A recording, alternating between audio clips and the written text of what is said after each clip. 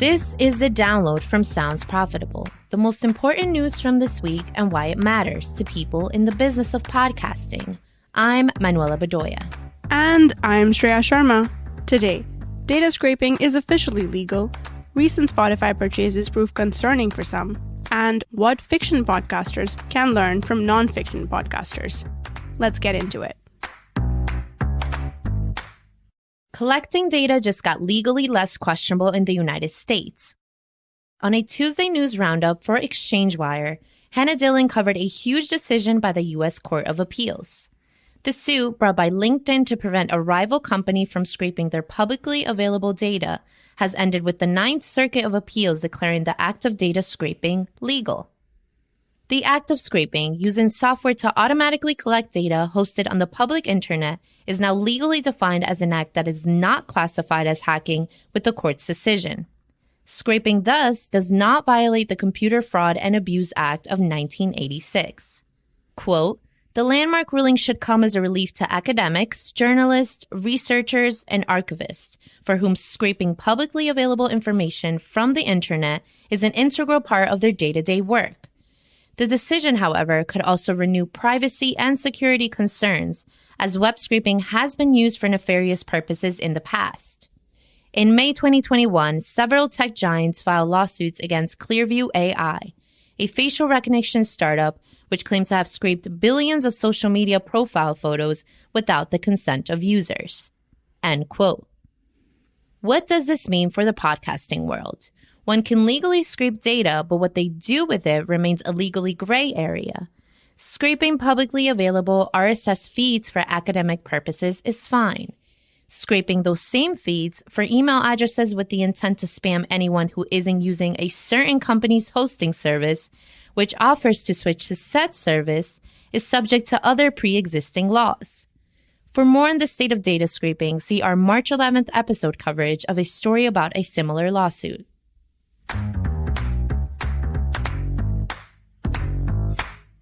Up next, in yet another recurring thread that has resurfaced. Last Friday, a Morning Brew article by Alyssa Myers went live. It was titled, "Spotify's acquisition for podcast analytics firms has summoned the industry concerned." The piece acts as an industry reaction to the February acquisition of Podsights and Chartable. See the Download's February 18th episode for our coverage of the news. In the interest of full disclosure, we must note, one of the industry voices quoted by Myers is Sound Profitable's own Bryan Barletta. I quote from the article, "The week after Spotify announced the acquisitions, Mike Caden, CEO of podcast hosting and monetization platform Red Circle, told Marketing Brew it had folks reach out to us from major publishers and ask if we have attribution technology. I'm not super worried about it, but it does sadden me to see more chunks of the ecosystem getting centralized." End quote. It's no secret that the official position of the Download is pro-third-party analytics to keep the industry honest and prevent further walled gardens of information in adtech. The concerns continue to be real, and the industry will continue to fret until more options exist.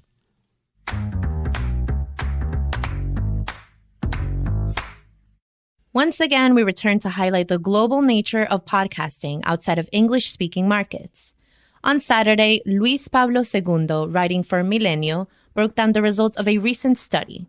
The flashiest piece for our audience is to reveal that ad spending on podcasts in Mexico has risen 50% from 2019 to 2021, though it still represents a small market share in comparison to traditional radio.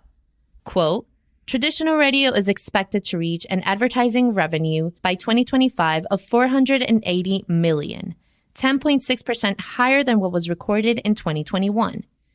While podcasting will remain almost 11 times lower at $44 million, according to consulting firm PwC." End quote. A quick note for a Spanish-speaking audience. This story, as well as every other story covered each week, is covered in our Spanish sister podcast, La Descarga, hosted by myself and Gabriel Soto. Before we leave the realm of global podcasting growth, a small bit of news from Canada. eMarketer's Paul Briggs shared last Monday data predicting almost 2/3 of the Canadian population will listen to some form of digital audio by the end of 2022.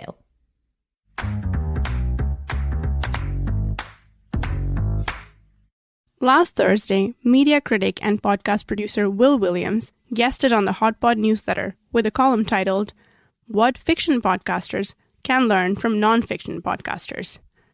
Their piece aims to provide fiction podcast producers, aspiring and existing alike, tools to build stories with techniques that are second nature to their non-fiction counterparts.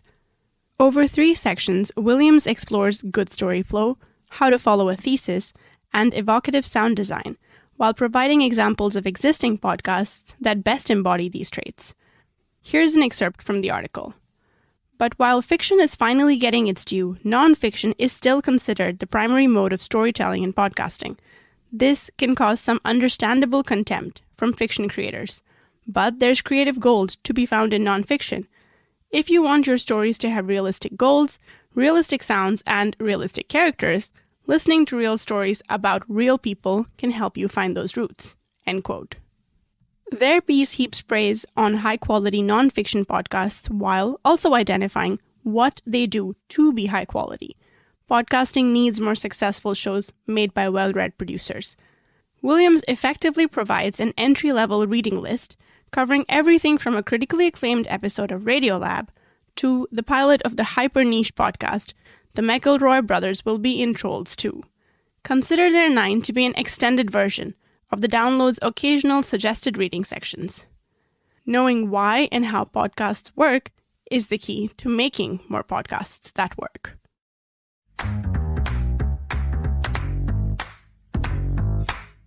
For our final full story this week, Matt Deegan's recent article, Tech Trying to Do Radio and Consistency. Posted on Wednesday to his Matt on Audio newsletter, Deegan circles back to the topic of live audio and interrogates why the trend has swiftly fallen out of public favor despite multiple platforms. A consistent trend, Deegan notes, similar to that of Facebook quietly abandoning podcast endeavors, is a lack of follow-through and consistency. Quote, "The vast majority of radio success comes from consistency, and I'd argue that most successful podcasts are consistent too. If you take out the short-run documentary series, the vast majority of podcasts at the top of the Apple Podcast charts are long-running shows. And that's with an algorithm that focuses on new." End quote. Meanwhile, the majority of flagship podcasts and content creators meant to push new services, such as Spotify's forgotten Podcasts with Music feature, have faded away months after launch. Flashy tech does not make a successful, long-standing platform. And that was the download from Sounds Profitable. I know we went through these fast, so be sure to check out links to every article mentioned right in your podcast listening app or on soundsprofitable.com/thedownload. And thanks for sticking with us as we continue to make tweaks to this grand experiment to give you the best stories you might have missed from the past week. I'm Manuela Bedoya. And I'm Shreya Sharma. Our producers are Brian Barletta and Evo Terra.